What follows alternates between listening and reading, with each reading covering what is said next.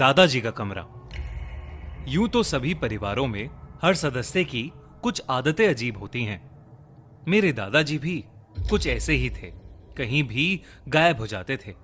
कभी कभी तो कुछ दिनों के बाद ही आते थे। हाथ और पैरों पर अचानक ही चोटों के निशान दिखने लगते थे। जब उनसे पूछो तो उन चोटों का उनके पास कोई जवाब नहीं होता था। इन्हीं अजीब चीजों में से एक उनका कमरा भी था, जहां किसी को भी जाने की इजाजत नहीं थी।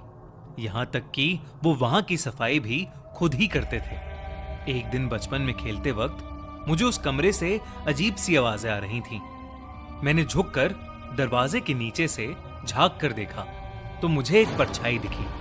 तभी मैंने देखा कि कमरे से खून की तेज धार बह रही थी। देखते ही देखते मेरे सारे पैर खून में सन चुके थे।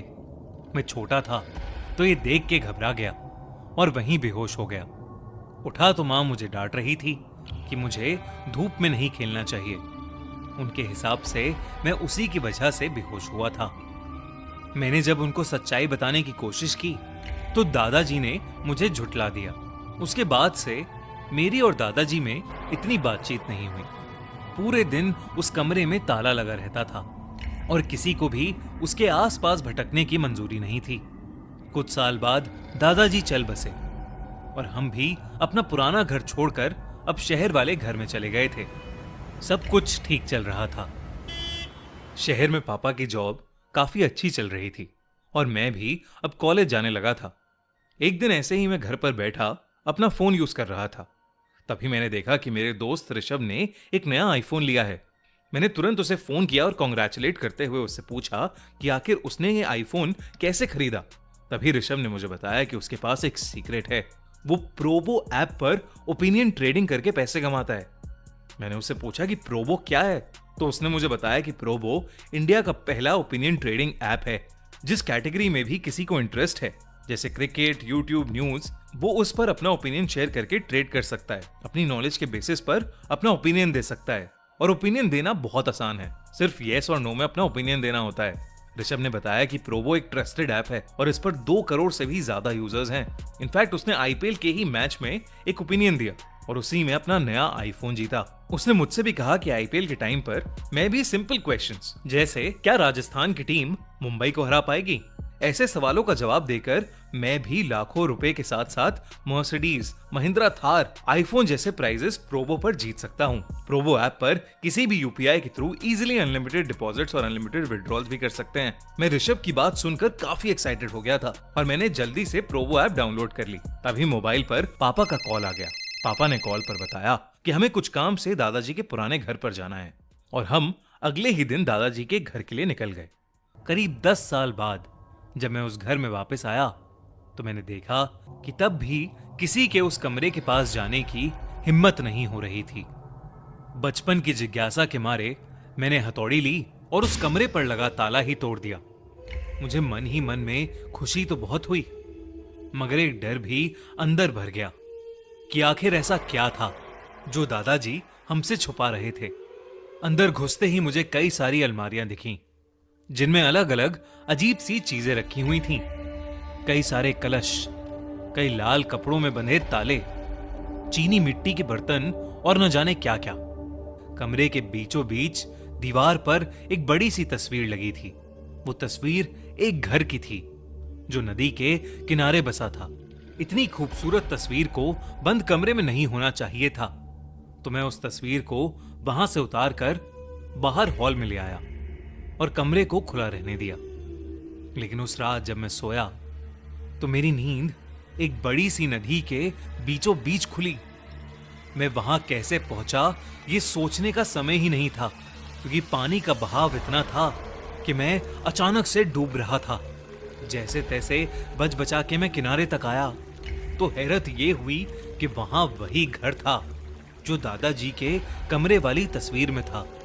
ये देखकर मानो मेरे पैरों तले जमीन ही खिसक गई, मगर दिल तब दहला जब मैंने थोड़ा दूर देखने की कोशिश की। वो घर बिल्कुल मेरे पुराने घर जैसा ही था, जिसके हॉल में मैं अभी कुछ देर पहले सो रहा था। ये सब बस एक बुरे सपने के जैसा लग रहा था, जिसे तोड़ने के लिए मैं अपने घर की तरफ भागा। हाफते हुए जब मैं उस घर के नजदीक पहुंचा तो एक गहरी सांस भरते हुए मैंने आंखें बंद कर लीं, इस उम्मीद में कि शायद यह भयानक सपना खत्म हो जाएगा। लेकिन तभी किसी भारी चीज से मुझ पर किसी ने हमला कर दिया। मैं जमीन पर गिर गया। जब मेरी आंख खुली तो मैं घर के अंदर था।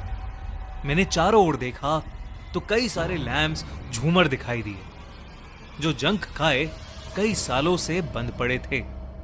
ग्राउंड फ्लोर पर कोई और कमरा नहीं था, बस सामने की ओर सीढ़ियां, चारों ओर बस धूल और मकड़ी के जाले, जैसे कई सालों से किसी ने वहां पर पांव भी ना रखा हो। मैंने सीढ़ियों की तरफ चलना शुरू किया तो धीरे से लाल सुर्ख खून सीढ़ियों से नीचे बहता हुआ आ रहा था। कब वो खून मेरे पैरों के पास आ पहुंचा मुझे समझ ही नहीं आया। मेरा दिमाग और शरीर मानो जम से गए। मेरे दिमाग में बचपन का वही समय घूमने लगा जब दादाजी के बंद कमरे से खून बह रहा था। मुझे कुछ नहीं सूझा और मैं सीढ़ियों से ऊपर भाग गया। खून ठीक सामने वाले कमरे से निकल रहा था, वही दादाजी वाला बंद कमरा। जब मैंने नीचे से उसे देखा तो मुझे फिर से एक परछाई दिखी, जैसे बचपन में दिखी थी। उस कमरे से अब भी अजीब सी आवाजें आ रही थीं, लेकिन इस बार उस कमरे के दरवाजे पर कोई ताला नहीं था। मैंने जब वो कमरा खोला तो मेरे रोंगटे खड़े हो गए। मेरे सामने एक बूढ़ा आदमी बैठा था जिसकी पीठ मेरी तरफ थी और वो उस तस्वीर को ही देख रहा था। वो मुझसे बोला, मैंने तुम्हें यहां आने से मना किया था ना। वो आवाज सुनकर मैं डर गया। वो मेरे दादाजी की ही आवाज थी। डर के मारे मेरी चीख निकल गई और मेरी चीख सुनते ही उस आदमी ने अपनी गर्दन पूरी उल्टी घुमा ली। वो आदमी कोई और नहीं बल्कि मेरे दादाजी ही थे। वो बहुत ही ज्यादा भयानक लग रहे थे। उनके चेहरे की खाल लटक रही थी और उनके मुंह की हड्डियां दिख रही थीं। उन्हें देखते ही मैं कांपने लगा और मुझे फिट्स पड़ने लगे। कुछ ही पलों में मैं बेहोश हो गया। आंख खुली तो मैं अपने घर में वापस आ चुका था। मेरे घर वाले अब भी चैन से सो रहे थे। मैंने अपने पैरों को देखा जिनमें अब खून की जगह कई सारी चोटें थीं और वो तस्वीर मेरी आंखों के ठीक सामने मुझे दिख रही थी। मैंने सुबह होते ही उस तस्वीर को अंदर रखा और दादाजी के कमरे को बंद कर दिया। जब मैंने अपने माँ पापा को पूरा किस्सा बताया तो पहले तो उन्होंने मुझे कमरा खोलने के लिए बहुत डांटा। फिर बाद में बताया कि दादाजी को भूत दिखते थे और वो अपनी तंत्र मंत्र की विद्या से लोगों के अंदर से भूत भगाते थे। वो चोटें उन्हें उसी वजह से आती थी और इसीलिए वो अपना सारा तंत्र मंत्र का सामान उस कमरे में बंद रखते थे और किसी को भी वहां जाने की इजाजत नहीं थी। ये बात सुनकर मेरे होश उड़ गए थे। मैंने बस यही प्रार्थना की कि काश मुझे कभी फिर दोबारा कोई भूत ना दिखे। इस हादसे के बाद घर में एक पूजा रखवाई गई और मेरे दादाजी का वो कमरा हमेशा हमेशा के लिए